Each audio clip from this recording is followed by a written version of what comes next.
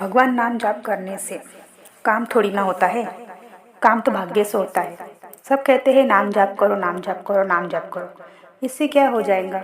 अरे भाग्य में लिखा होगा तभी तो होगा। मेरे भाग्य में नहीं, पता नहीं कैसा भाग्य लिखा है। कितने दिन से पूजा पाठ कर रहा हूँ, कुछ हुआ ही नहीं। अरे भगवान होंगे तभी तो कुछ होगा ना। क्या आपके ऐसे विचार है क्या आप भी ऐसा सोचते हैं? तो यह प्रसंग बड़े ध्यान से सुनिए। यह प्रसंग आपकी सोच बदल देगा। हरे कृष्ण। आज मैं आपको ऐसी कहानी सुनाने जा रही हूँ। अजगर करे ना चाकरी, पंछी करे ना काम, काम दास मल्लुका, कहे गए सबके दाता राम। ये ऐसे नहीं बोला जाता। जिन्होंने ये बोला है, आज उन्हीं का प्रसंग आपको सुनाती हूँ। एक सेठ व्यापारी थे मल्लुक। बड़े सेठ थे मल्लुक सेठ। भगवान में कम विश्वास था। बताते हैं कि बचपन से बड़े संस्कारी थे, लेकिन जैसे उनकी उम्र बढ़ी, सिर्फ प्यार, व्यापार, धन दौलत यही दिखाई देता था। एक धर्मशाला में जाकर के रुके व्यापार के सिलसिले में। उसी धर्मशाला के में नीचे वाले कमरे में कोई सन्यासी रुके हुए थे, कोई साधु रुके हुए। सुबह के 4 बजे थे। इधर जो सन्यासी थे, साधु थे, वो नाम जाप करने लगे। सीताराम सीताराम सीताराम सीताराम सीताराम नाम जाप चलता रहा। सुबह सुबह की बेला थी। इधर सेठ जी तो अपनी निंद्रा में थे। उनकी निंद्रा खराब हो गई तो उन्हें बड़ा गुस्सा आया।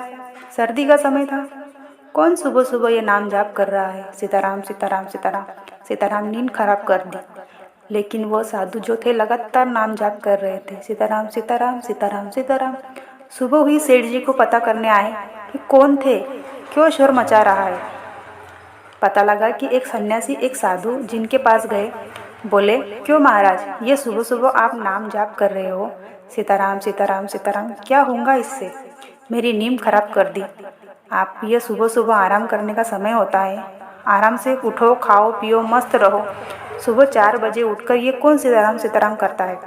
पूरा दिन पड़ा है, जो करना है करो, सारा मूड खराब कर दिया सुबह सुबह। महाराज जी बोले, बेटा, यह खान पान जीवन में सारी व्यवस्था है उन भगवान की वजह से तो है, श्री राम जी की वजह से तो है, ईश्वर की वजह से तो है। यदि वही हमें किसी खान पान व्यवस्था नहीं देंगे तो फिर कैसे दिनचर्या चलेंगी, कैसे पूरा दिन आराम से कटेगा? उसके बिना तो कुछ भी संभव नहीं है। तो सेठ जी ने कहा, अच्छा, तो आप यह कह रहे हो कि आपके नाम जपने से आपकी दिनचर्या चलती है?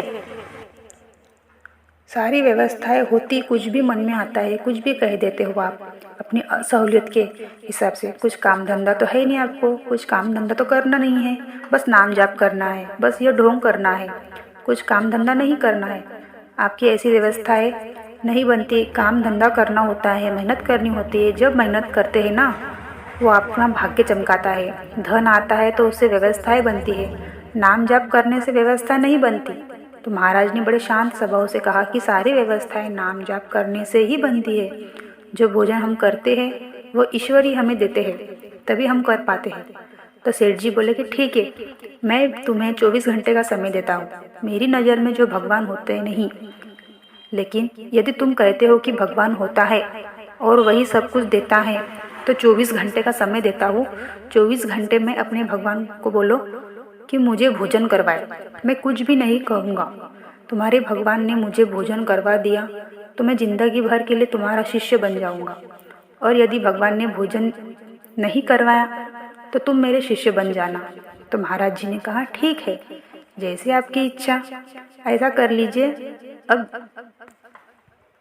अब सेठ जी ने सोचा कि यहाँ रहूँगा तो भोजन देखकर मन में इच्छा जागृत होंगी, भूख लगेंगी, क्या पता ये भोजन ही कर लूँ, या कोई जाकर कुछ देर के लिए प्रसाद दे जाऊँगा तो कुछ खा लूँगा, गलती से भी ना खाऊँ।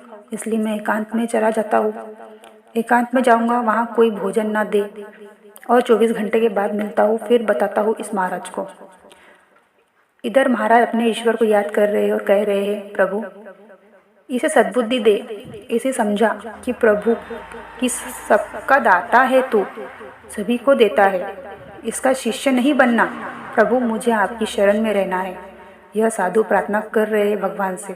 इधर सेठ जी है, जंगल में चले गए। वहाँ से थोड़ा सा दूर एक पेड़ जाकर पेड़ के ऊपर चढ़कर बैठ गए।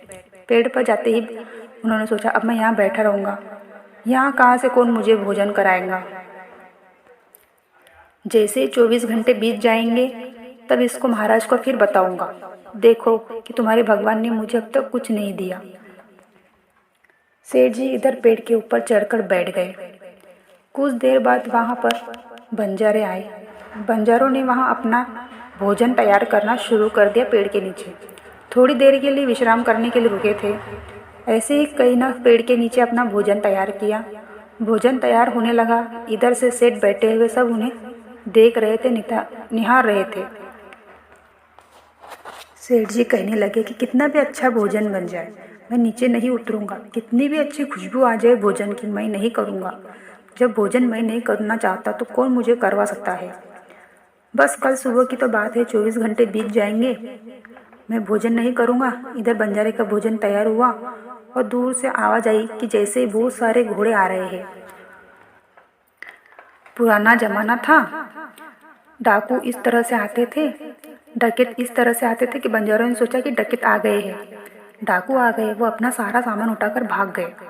भोजन वही रह गया। पीछे से डकैत आ गए, बहुत सारे घोड़े भी आ गए। डकैतों ने देखा कि यहाँ तो भोजन तैयार रखा हुआ है, तो डकैतों ने के सरदार ने कहा कि सरदार आज तो बड़ी अच्छी व्यवस्था है, गर्मा गर्म भोजन तैयार है, पहले से भोजन तैयार कर लेते फिर आगे चलते हैं।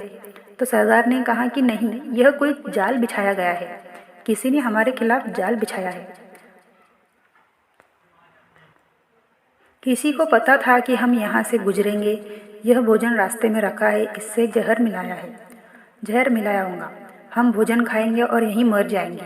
यही तो सामने वाला चाहता है, इस भोजन को कोई नहीं खाएगा, और जिसने भी यह जाल बिछाया है वो आसपास कहीं होगा, उसे ढूंढ के खोज कर लाओ, वो यहीं कहीं बैठा होगा।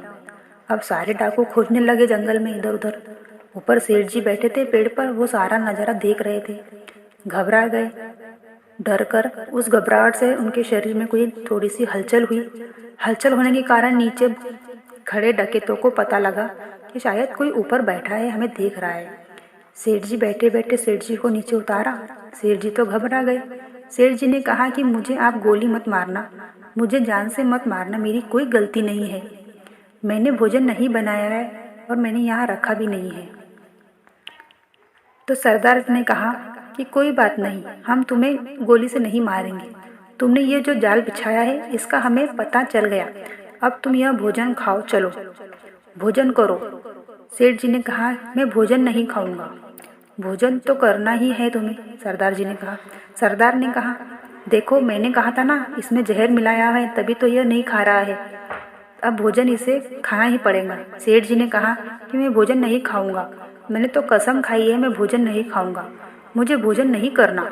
सरदार ने कहा कि तुम ऐसा क्यों करोगे, भोजन तुम्हें तो करवाया जाएगा, इसके हाथ पैर बांधो और इसे भोजन करवाओ। भोजन में विष मिलाता है, हमारे खिलाफ जाल फैलाता है और हमें पकड़ना चाहता है, हमें मारना चाहता है। आज इसकी सारी अकड़ निकालेंगे। और बाकी डाकू सेठ के हाथ पैर बांधते हैं और उसे भोजन खिलाते हैं। अब भोजन खा लिया, सेठ जी को कुछ भी नहीं हुआ। डाकू का सरदार बोलता है कि इसे तो कुछ भी नहीं हुआ।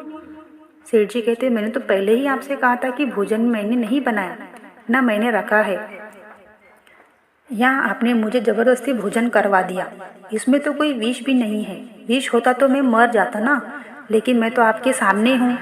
सरदार ने कहा कि तुम खाना खाने से मना क्यों कर रहे थे, फिर तुमने क्यों कहा कि मैं भोजन नहीं करूँगा। तो सेठ जी ने सारा वृत्तांत बताया कि किस तरह से धर्मशाला में रुका था, किस तरह से वो साधु पर थे। साधु से गुस्सा होकर साधु से कहा कि नाम जाप करने से, भगवान का नाम लेने से हर चीज़ की प्राप्ति हो सकती है, और मैंने कहा कि नहीं, यह संभव नहीं है, भगवान नहीं होते। और देखिए आज उनकी बात सत्य हुई, किस तरह से आप आए, किस तरह से मुझे भोजन करवाया। आज मुझे यकीन हो गया कि सबके दाता राम है। अजगर करे न चाकरी, पक्षी करे न काम, दास मलुका कहे गए सबके दाता राम। यह सेठ जी थे संत मलुक दास जी। भगवान के अनन्य भक्त बताते हैं कि 108 साल तक इस धरती पर रहे, बहुत कुछ लिखा, भगवान के अनन्य भक्त हुए, ईश्वर के बेहद प्रेम करते थे। एक नाम जाप करने की बहस पर पूरा जीवन बदल गया। तो लोग कहते हैं ना कि भगवान का नाम लेने से, आराधना करने से कुछ नहीं होता, उनको मैं कहती हूँ कि एक बार विश्वास करके तो देखो, आपका नाम जाप करने से आपके शरीर की ऊर्जा सकारात्मक हो जाती है। सिर्फ आपकी ऊर्जा सकारात्मक नहीं होती, आपके पास की ऊर्जा ही बदल जाती है। जब आपके आसपास की ऊर्जा बदल जाती है तो ऐसी कोई चीज़ नहीं रहती जो असंभव होती है, क्योंकि मेरे ईश्वर के शब्दकोश में असंभव शब्द ही नहीं। जय श्री कृष्ण। राधे राधे।